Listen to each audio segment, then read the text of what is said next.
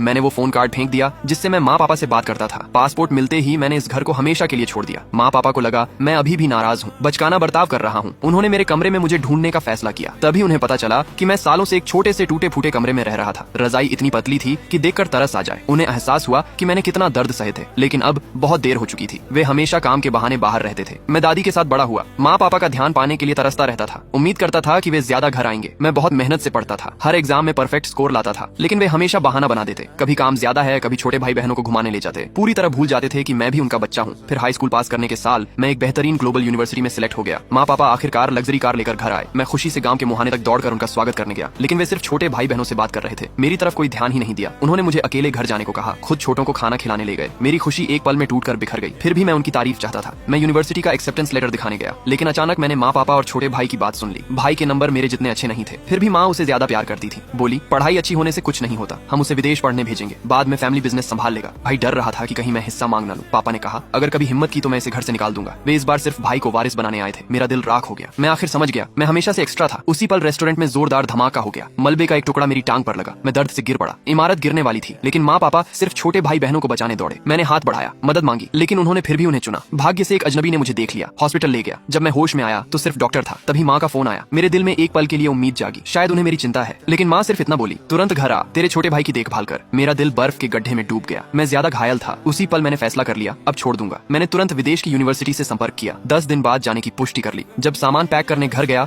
तो ताला बदल चुका था। मैंने माँ से दरवाजा खोलने को कहा। माँ ने मुझे मैसेज भेजा, रेस्टोरेंट में सबके साथ हंसते खाते की फोटो। उसने सिर्फ इतना साबित कर दिया कि मैं हमेशा से बाहर वाला था। अगले दिन माँ पापा ने मुझे दरवाजे पर सिकुड़ कर बैठा देखा। उन्हें कुछ एहसास हुआ। उन्होंने कहा अब तुझे पापा का सरनेम वापस दे देते हैं। क्योंकि छोटा भाई पैदा हुआ तो उन्होंने मुझे दादी का सरनेम दे दिया था। सालों बाद वो पहचान जो मैं हमेशा चाहता था आखिरकार हाथ लगने वाली थी, लेकिन अब मुझे नहीं चाहिए थी। मैंने सारे डॉक्यूमेंट्स कूड़े में फेंक दिए। बिना मुड़े मैं इमिग्रेशन ऑफिस चला गया, पासपोर्ट के लिए अप्लाई किया। फिर मैंने सालों में कमाए सारे अवार्ड सर्टिफिकेट फाड़ दिए। परिवार की तस्वीर जो मैंने बनाई थी उसे जला दिया। दादी से जो मुझे पाला था अलविदा कहा। फिर मैं बस में बैठकर अपने गांव को छोड़ दिया। 5 साल बाद अपनी मेहनत से मैंने अपनी खुद की कंपनी बना ली। आज भी मैं दादी का सरनेम ही रखे हुए